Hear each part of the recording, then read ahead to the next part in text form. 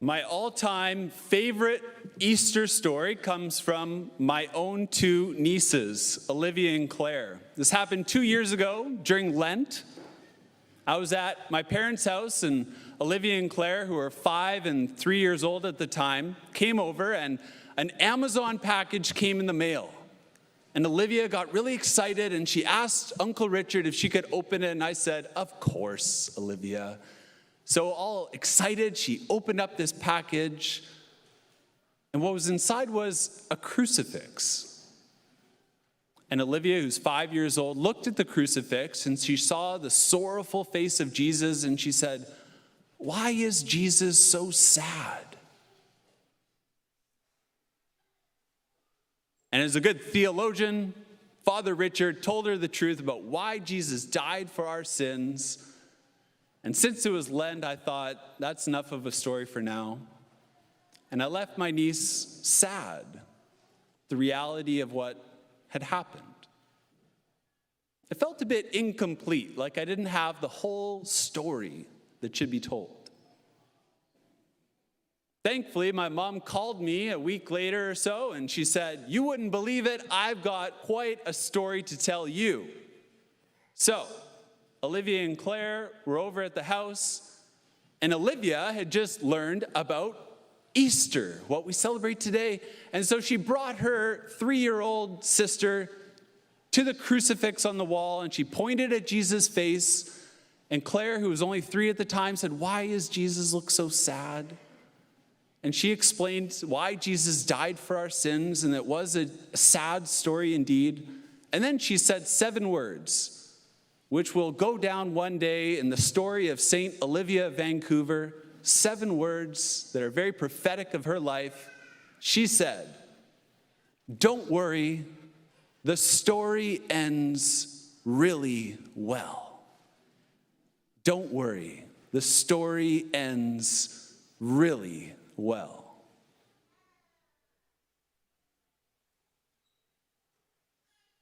I don't know about the story of your life right now, because your life is indeed a story.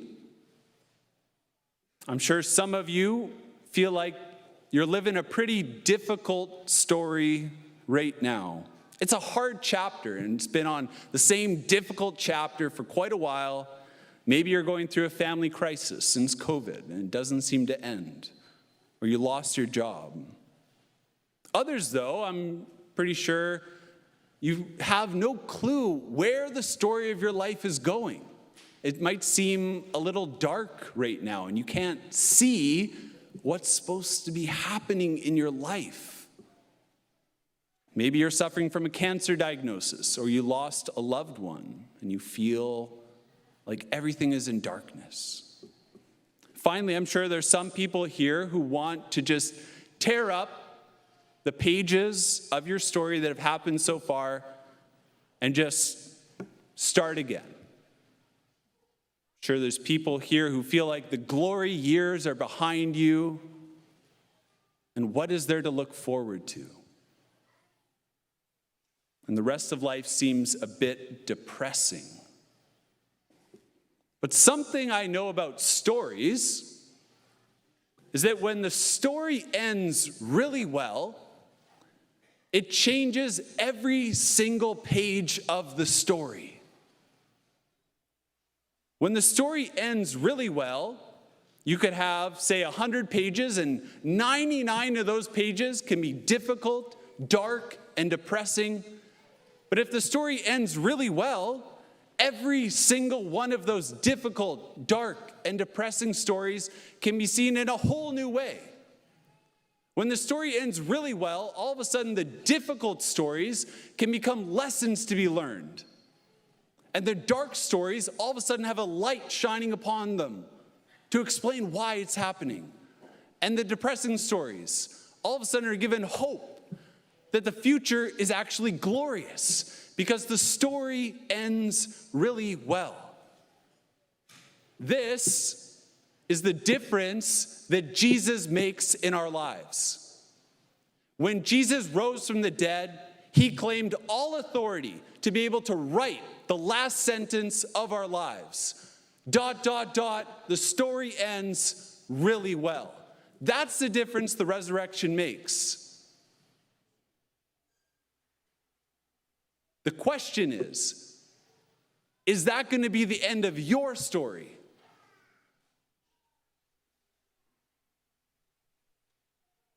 How do you know that's going to be the final sentence of your story? The story ends really well.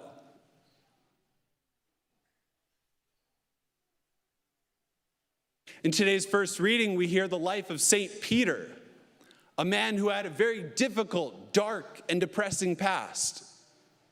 He denied Jesus 3 times in his moment of greatest need. He must have been so crippled at the sense of, I am so inadequate to be a follower of Jesus. I am so unworthy to live out his vocation as a husband, as a father, as a follower of Jesus. He had a lot of difficult, dark, and depressing parts of his life. But when Jesus rose from the dead, he entered into St. Peter's life, and he gave him an experience that all of a sudden transformed the difficult stories of his life into lessons to be learned, all of a sudden transformed the dark parts of his life into light shining upon them, and all of a sudden transformed the depressing story of his denial into hope for a glorious future. We read about it in John chapter 21. The first thing Jesus did when he rose from the dead, he gave us the sacrament of reconciliation, confession. That's where Jesus transformed the difficult, dark, and depressing stories of St. Peter's life into all of a sudden lessons, light, glory.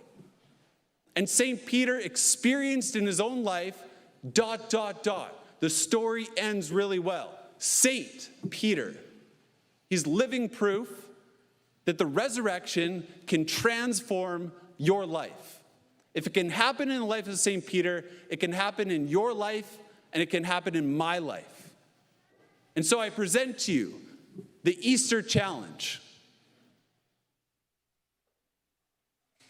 My challenge is for you to go to the sacrament of reconciliation once a month for the rest of the year. My challenge for you is to go to the sacrament of reconciliation, go to confession once a month for the rest of the year. And if you bring all of your difficult, dark, and depressing stories to the sacrament of reconciliation once a month for the rest of the year, and come December 31st, if you say that wasn't a good experience, that wasn't worth it, I will give you $100. I'm serious. I believe that Jesus can transform lives. It's happened in my life. I've seen it happen in many lives of the people here. And I offer you an opportunity to make $100. Because I believe that that sacrament of reconciliation is the place where Jesus can transform your difficult stories right now into amazing lessons to be learned, where Jesus can take the dark things of your life and all of a sudden light is shining upon them and you start to see what's happening. And the depressing things of your life, hope is given and glorious future is revealed. That's the place where Jesus wants to unleash the full power of his resurrection in our very lives. And I'm so confident that that can happen that I am willing to give you $100 by the end of this year if you say, you know what, Father Richard, I brought all of my difficult, dark, and depressing stories to confession once a month for the whole year, and it wasn't worth it. I am so confident that the sacrament of reconciliation, if you really give yourself to bring those stories month after month, you will experience transformation in your life. Because the reality is, I went to confession last night, and I took the whole month that had just happened, and all of a sudden, all of the difficult, dark, and depressing stories the whole month, I can write to every single one of those stories, ... but the story ends really well. I experienced in my life. I know there's many people here that could stand up right now and give a testimony that you've experienced in your life as well. And I want every single person here to experience it. So this is my Easter challenge. If you really give yourself to the sacrament of reconciliation, I will give you $100. If you say it wasn't worth it. And I will go to my dad and I will ask him for extra money if I need to, because I am so confident that it is worth it. But you know what I think will happen? You know what I think will happen? Some of you will come to me at the end of the year and say, you know what, Father Richard, I've been after that $100 all year long. But come December 31st, Jesus has changed my life, and now I'm going to give you $100. That's how confident I am. That's what the power of Jesus can do in your life. Jesus is risen, and he wants to change your life.